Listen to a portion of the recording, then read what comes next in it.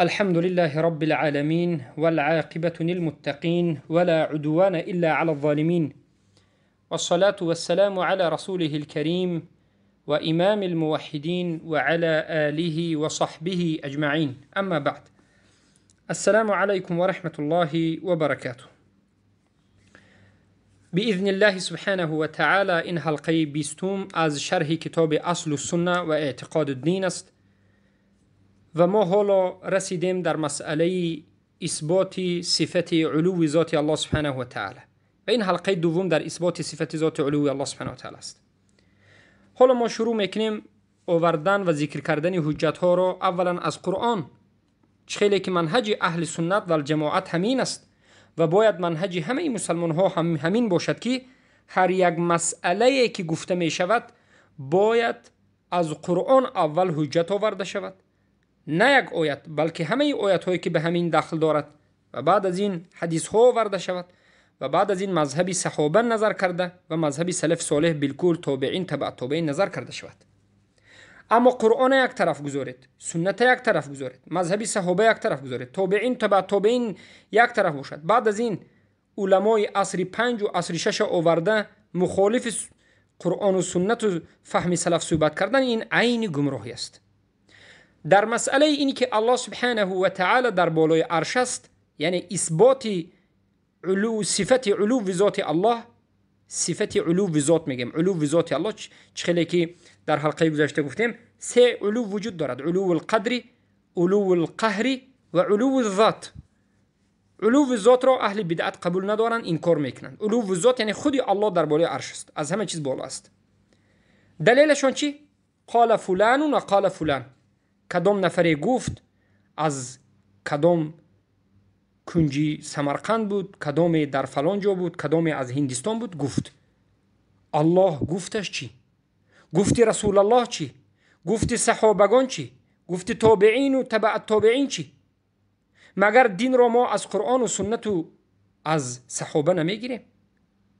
اما این معطله های گمراه همه این اصل را ترک کردند، رفتند به عقل داخل شدند، تعویل کردند، تحریف کردند و بالاخره دینشان را از جای میگیرند که الله امر نکرده است. سوره اعراف 54 را نظر کنید. اولین حجت ما که الله سبحانه و تعالی آشکار میگوید: اعوذ بالله من الشیطان الرجیم، ان ربکم الله الذی خلق السماوات والارض فی 6 ایام ثم استوى علی العرش.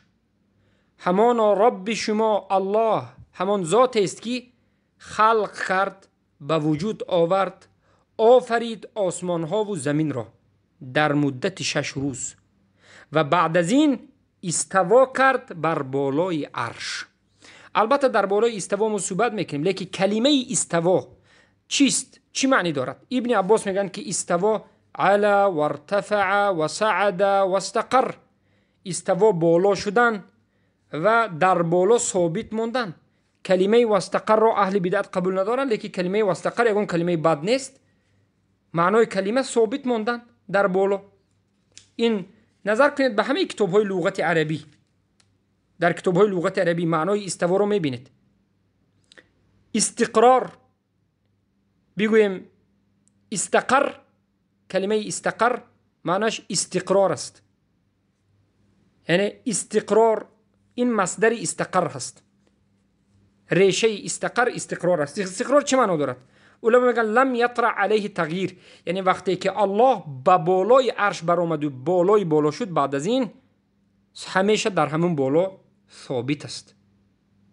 ای بقی ثابتا علی ما کان علیه، یعنی الله ثابت ماند به آن چیزی که بود.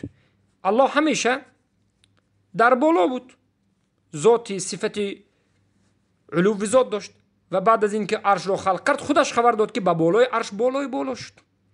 کلمه استقر کلمه نشستن نیست. معنای استقر یگان کلمه بدم نیست، یگان نامعلوم جایش هم نیست. استقر ثابت موندن. از همین جهت علمای اهل سنت میگن که ما میگوییم که الله در بالای عرش است و بعد از این از عرش به پایان فرایت آیا عرش خالی میماند نمیماند سخن نمیکنیم و قول راجح والله اعلم همین است که عرش خالی نمیماند.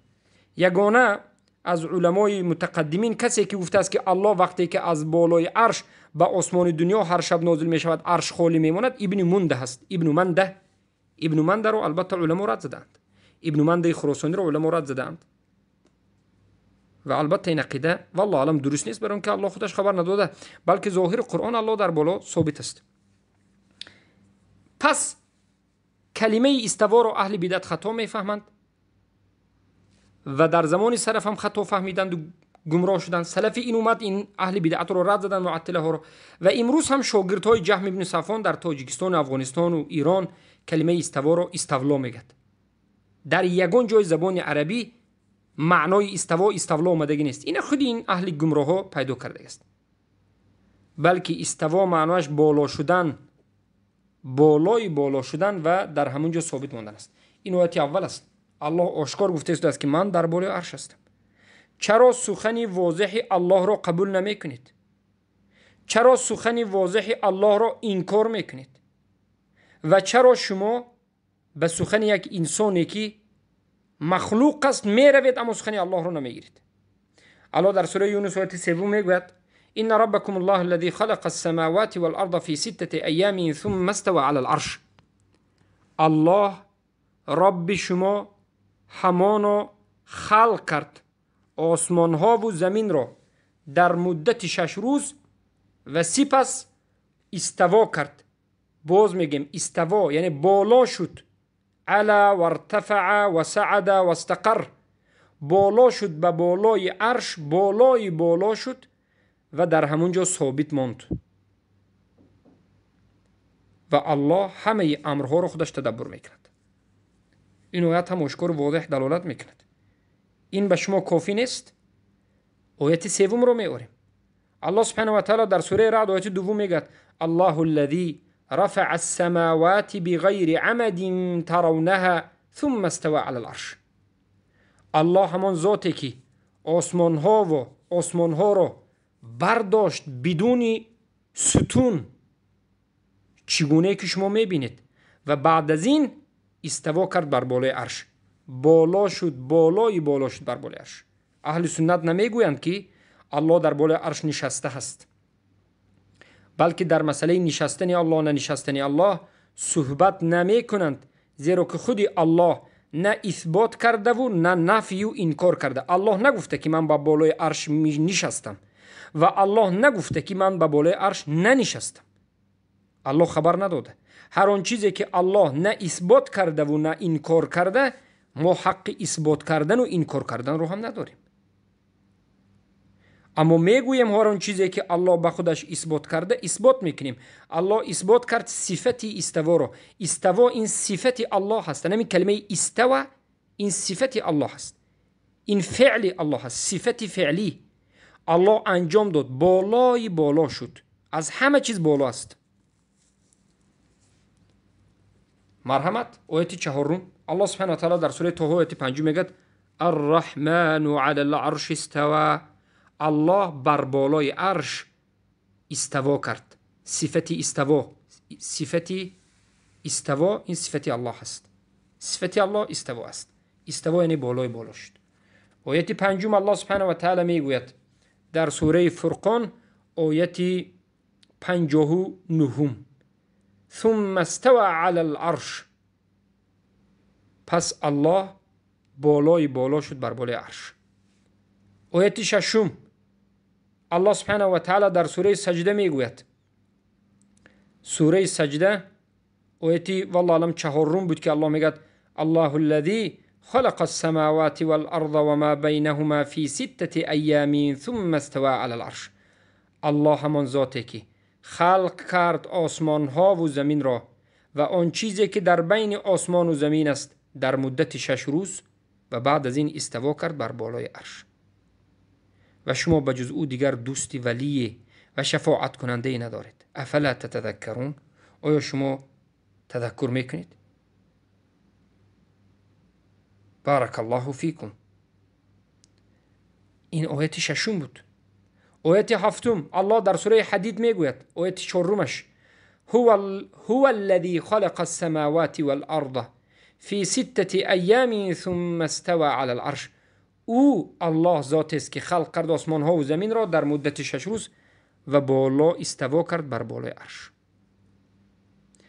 این آیت ها آشکار و واضح، من 7 آیت دلالت می کند که الله در بالای عرش است. استوا به معنای علا و ارتفع و صعد و استقر هست. از عبدالله ابن عمر، از عبدالله ابن عباس و از مجاهد و از نافع و از تابعین و از ابو حاتم الرازی که همین کتاب از همون کس است، از ابو زرعة الرازی و از همه علما ذکر شده است. ابن خزیمه در کتاب توحید و ابن جریر الطبری و در رد علی الجهمی عثمان ابن سعید الدارمی، همه این علمای سلف معنای استوا رو علا و ارتفع و صعد و استقر میگند. پس ما اثبات میکنیم که الله در بالای عرش است، اما چگونگیش رو نمیدونیم. چگونگی وجود دارد، چگونگی وجود دارد، خود الله میداند. ما تفویض میکنیم. تفویض یعنی معنای چگونگیش رو به الله خودش میسپاریم. ما میگیم که ما چگونگیش رو نمیدونیم. الله در بالای عرش چگونه است و چگونه برآمده ما نمیدونیم. چرا؟ برای اینکه الله به ما خبر نداد.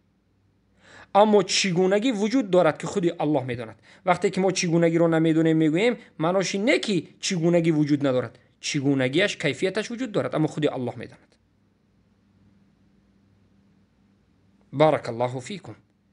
پس برادرانم و خواهران بزرگوارم، فهمیدن کلام الله آسان است. فهمیدن کلام رسول الله آسان است. شریعت فهمیشش آسان است. شریعت را فقط عالم نمیفهمد. شریعت نازل شده بود برای همون مشرکای قریشی که بودند، همه یک آدمهای جاهل قریش، آدمهای جاهل، آدمهای مشرک بودند. قرآن به همونها نازل شد و همونها فهمیدن این سخنها را میشه. یگان جای نفهمو ندارد. اما اهل بدعت میگن که همین قرآن دو نمود است. قرآن ظاهرش است و قرآن باطنش است میگن. اینا کی میگن؟ صوفی های قبوری، اشعری، ماتریدی. و میگن این آیت هایی که شما میخونید، این آیت میگن این خیلی ظاهرش ما نمیگیریم، آیت درونش میگیریم. درون آیت از کجا میگیریم؟ از شیخ صوفی، شیخ اشعری، شیخ ماتریدی. هیچ کس غیر از قبوری ها آیت درونش نمیداند. آیت درونش فقط اشعری و ماتریدی میداند. درون آیت چی گفته سلطت؟ همیشه تحریف، تغییر میکند. از شکم خودش چیزی خواهد میگوید. مذهبی شیطان زنده میکند. مذهبی حق قرآن و سنت انکار میکند. این آیت ها بسنده نیست مگر؟ شما چی میخواهید؟ چرا قبول نمیکنید؟ البته که شما کسایی که الله از بالای عرش میخواهید که فرا برید و میخواهید که الله اعوذ بالله به درون همه داخل میشود بگوید و لامکان بگوید به این معنا که در هیچ جا وجود ندارد، یعنی انکار بکنید، البته که این زینت شیطان به شما است و شما را شیطان گمراه کرده است. این آیت ها آشکار و واضح، یک آیت نه، 7 آیت. برای همین ما در حلقه گذشته گفتیم که آیت ها در قرآن برای وجود داشتن الله به نهایت زیاد است. و بعد از این دوم مسئله که به نهایت دلیل بسیار است، این در بالا بودن الله، وجود داشتن الله و در بالا بودن الله دلیل ها به نهایت زیاد است. کسی که الله از همین جهت گوید که الله در بالای عرش نیست، کافر است به حجت سخن ابو حنیفه. ابو حنیفه وقتی که این 7 آیت دیدن گفتن که هر کسی که الله را در بالای عرش نداند، پس این 7 آیت سخن الله انکار کرده است. معنای سخن ابو حنیفه این است، از همین جهت کافر میشود. الله دروغگو گفته شده است. الله میگه که من در بالای عرش هستم، یک گمراه میبیاد و به الله حکم میکند و به الله انکار میکند، میگه که نه نه نه، الله تو در بالای عرش نیستی. و در کجا بودن الله به الله نشون میدهد. اعوذ بالله من ذلک. و امروز یک جماعت نو به وجود اومده است، میگه که چی لازم است در همین بالا بودن الله صحبت کردن، در پایان بودن الله صحبت کردن. مورد این چیزها درباره آداب و اخلاق گپ زنید. آداب و اخلاق اولا اولین آداب اخلاق رو نسبت الله انجام دادن است.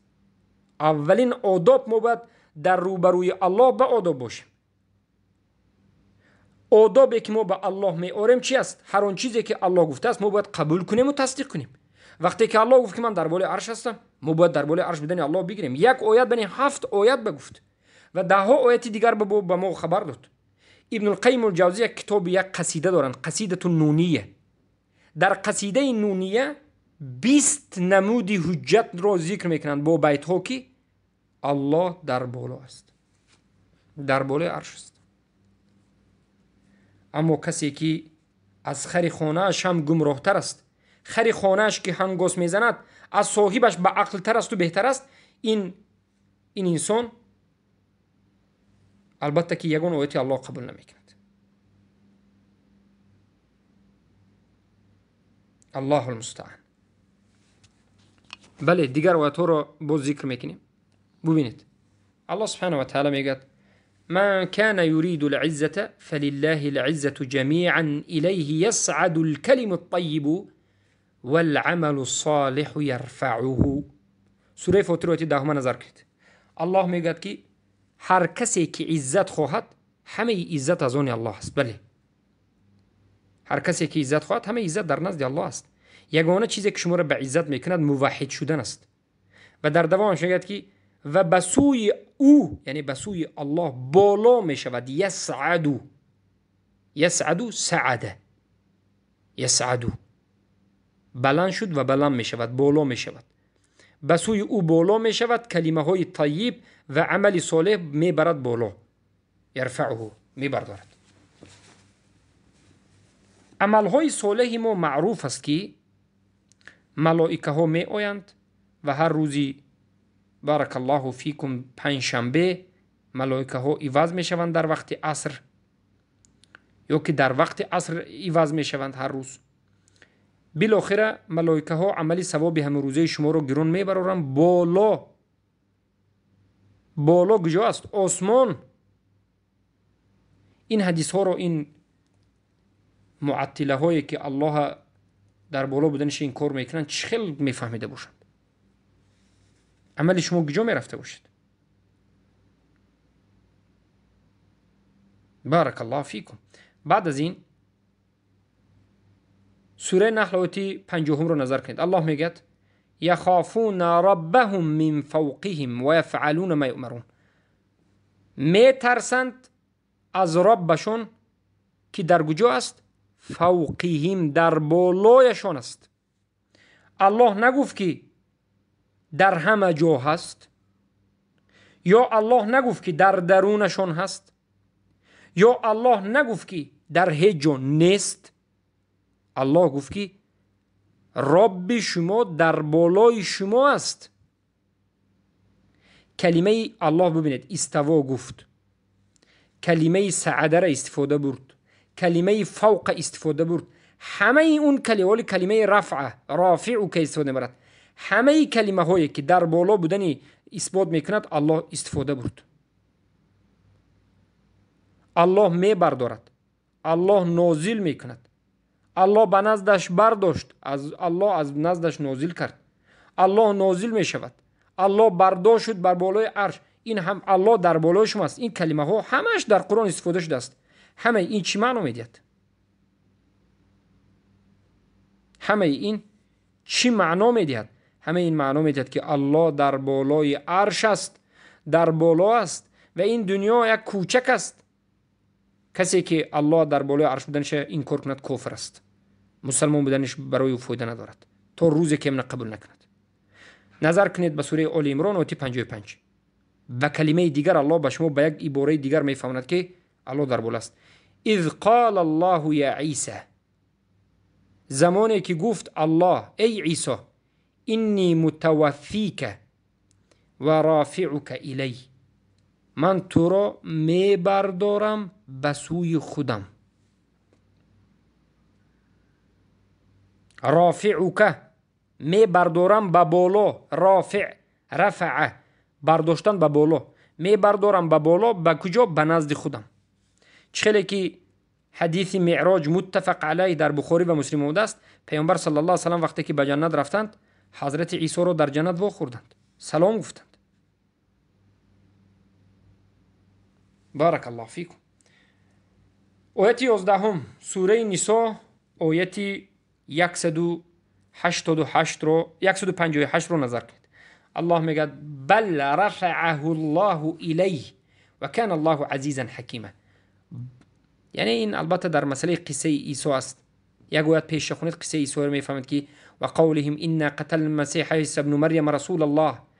یهودها گفتند که ما مسیح عیسی را به قتل رسوندیم، پسر مریم.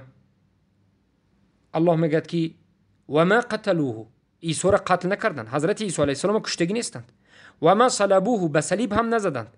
چخیلی که کینوهای فیلم‌های امروز این یهودو فیلم‌های ساخته کاتولیکو و پرسلاوهای این خریستان ها میبرد که گویا که عیسی رو به یک صلیب زده اند و به میخ آن. این باطل است، قصه بافته خودشون است. الله گفته است که و ما قتلوه، عیسی را نکشتند، عیسی را صلب هم نکردند، ولکن شبه لهم، بلکه به مانند عیسی یک دیگر آدم این خیل کردند، به صلیب زدند و کشتند.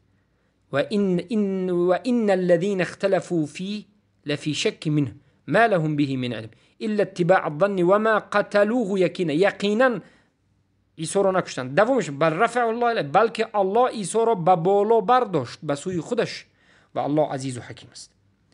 سوال دیگر همین است که عیسی به قبوری ها، به صوفی ها، به اشعری ها و به ماتریدی ها شما سوال کنید که، و سوال ما این است که عیسی حاضر زنده هستند یا مردگی هستند؟ عیسی را یهودا کشتند یا زنده هستند؟ میگن که زنده هستند. قبول است. اگر بگن که کشتند، دروغ میگن، مخالف آیت صریح سوره نساء 57 58 میبرند، گمراهند.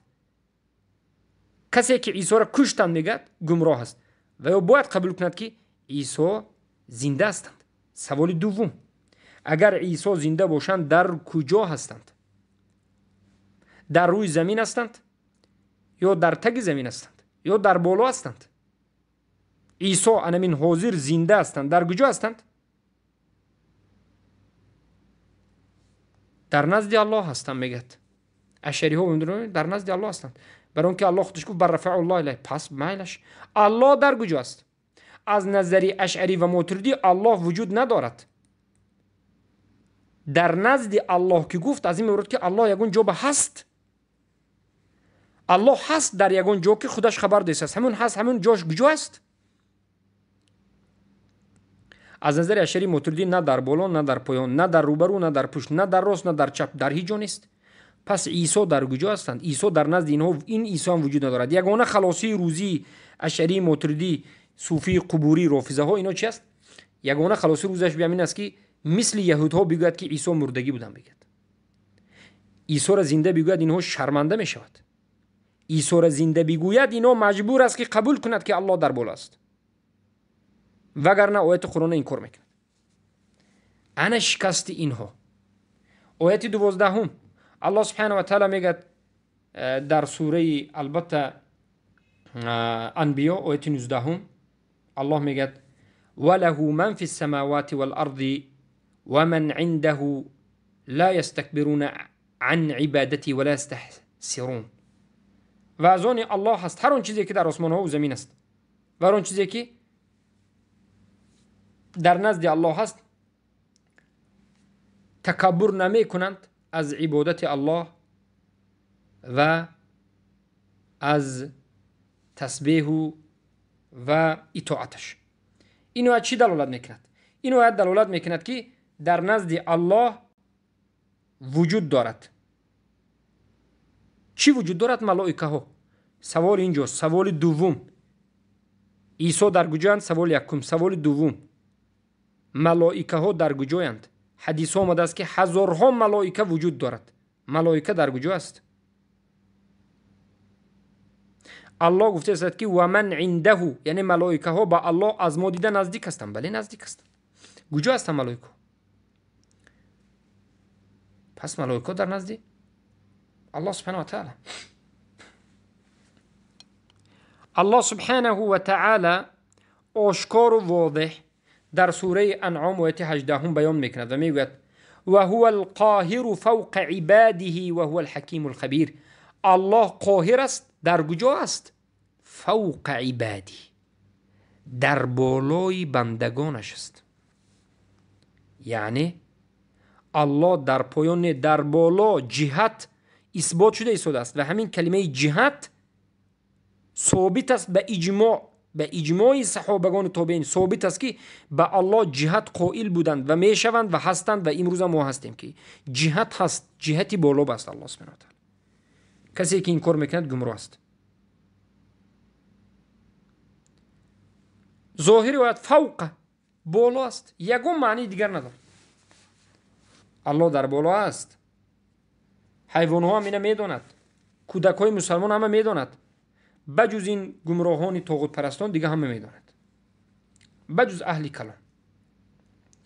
سوره ملک آیت 16 را نظر بکنید. الله سبحانه و تعالی میگه أأمنتم من في السماء أن يخسف بكم الأرض فإذا هي تمور. يكم ديمات هبداهمش. أم أمنتم من في السماء أن يرسل عليكم حاصبا فستعلمون كيف نذير. آیا امین موندید؟ امین میپنداره خودتونه از اون ذاتی که در بالای آسمان ها است. و در جای دیگر میگه یعنی الله در کجا بوده است؟ در بالای آسمان ها. و دیگر آیات ها بیان میکند که در بالای آسمان ها عرش است و در بالای عرش الله است. خیلی که به شما یک چند بار بیان میکنیم آسمان ها 7 طبقه دارد. بین هر یک طبقه 500 سالینه راهی اسب رویش است و بعد از 7 طبقه آسمان کرسی وجود دارد و بعد از کرسی آب وجود دارد و بعد از آب عرش وجود دارد و بعد از عرش الله سبحانه و تعالی. آیا به عرش نشسته است؟ نه. آیا ننشسته است؟ والله علم سخنهای کلام علما به همین دلالت میکنه که ما نمیگوییم که نشست ننشست، ما خبر نداریم. الله خودش گفت که من در بالای عرش بالای بالا هستم. تمام است. وظیفه ما نیست که چیزی که در قرآن و سنت نآمد گفتگو کنیم و وظیفه ما نیست که چیزی که در قرآن آمد ما باید چیز ظاهر رو تعویل و تحریف کنیم. این گمراهی است. این گمراهی. الله سبحانه و تعالی در سوره قصص آیت 38 میگوید از چی خبر میدید؟ از عقیده فرعون و از کار فرعون خبر میدید. آیت 37 رو نظر کنید. عقیده فرعون رو میبینید که فرعون کافر بود. فرعون شک نیست کافر بودنش. کسی که فرعون مسلمان خودش کافر میشه یک باره بدون شک. فرعون کی بودنش داند کافر نگوید کافر است. برون که الله خودش در قرآن ذکر کرده است که فرعون کسی بود که ربوبیت رو به خودش اعلان کرده و انا ربکم الاعلی گفته بود. خودش رب اعلان کرده بود. نمرود، فرعون، هامان، وزیر فرعون. قصه ببینید. چخیل ما این قصه حجت میگیریم. آیت 15 دلیل 15 و قال موسی ربی اعلم بمن جاء بالهدى من عنده ومن تكون له عاقبة الدار إنه لا يفلح الظالمون وقال فرعون يا أيها الملأ ما علمت لكم من إله غيري فأوقد لي يا هامان على الطين فاجعل لي صرحا لعلي أطلع إلى إله موسى وإني لأظنه من الكاذبين. فرعون اللعين از وزیرش هامان طلب میکند که یا هامانو میگوید فجعل لی صرحا، به من یک صرحی رو، یک قلعه بزرگ بلندی رو ساز کی من از الهی یعنی همون معبود و اله موسی با خبر شوم و من فکر میکنم که موسی دروغ میگوید. ببینید فرعون میدونست که الله در بالا است. فرعون. اما امروزه کسایی که الله در بالا بودنش این کار میکنند؟ خیر خودشون یک بار قیاس بکنند به فرعون در همین مسئله. آیت 16 ببینید با قصه فرعون. و قال فرعون یا هامان ابن لی صرحا لعلی ابلغ الاسباب. فرعون گفت ای هامان، هامان وزیر فرعون است، گنرالی جنگی فرعون، دومین آدم در همون زمان فرعون. فرعون به همون آدم گفت که وزیرش به من یک قلعه را بنا بکن بلند باشد که من از این مسائلی که اله موسی است با خبر باشم، اسباب السماوات و فاطلع و اطلاع پیدا کنم از اله موسی و من گمان میکنم که او دروغ میگد. دویم آیت سوره غافر با 35 تا 38 نظر کردین قصه. همه این آیات ها چرا دلالت میکند برادران و خواهران موحدم؟ دلالت میکند که رب شما، اله من و شما، معبود من و شما، همان ذاتی که ما را خلق کرده است و یکتا است و آنی که خبر داده است که و ما خلقت الجن والانس الا لیعبدون، من خلق نکردم انسان ها و جن ها را مگرم به خاطر عبادت، در بالای آسمان هاست و در بالای عرش است. و الله سبحانه و تعالی در بالای عرش هیچ حاجت به عرش ندارد، احتیاج به عرش ندارد، زیرا که عرش رو خودش خلق کرده است.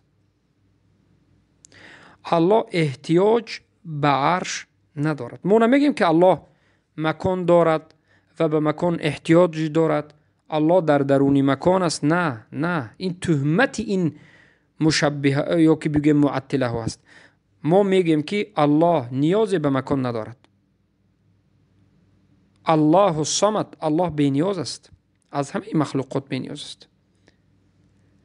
اما الله از همه چیز بالا است، از همه چیز بالا است. بارک الله فیکم و حیاکم الله بیاکم. با همین القرار به پایان میرسونیم. ما 16 آیات رو ذکر کردیم و در حلقه آینده به شما سخنهای پیامبر صلی الله علیه وسلم رو، حدیث ها رو و سخنهای صحابگان رو ذکر میکنیم. انا این است منهج، انا این است علم، انا این است دین که از قرآن و سنت و صحابه قولای اجماع علما گرفته شد. این چی است؟ این ارسطو، افلاطون و مولوی و این و آن قرآن رو به یک طرف میگذارین. انا مینم دلالت به گمراهی اینها میکند. بارک الله فیکم و حیاکم الله بیاکم. اللهم علمنا مما ينفعنا وينفعنا مما علمتنا إنك أنت العليم الحكيم.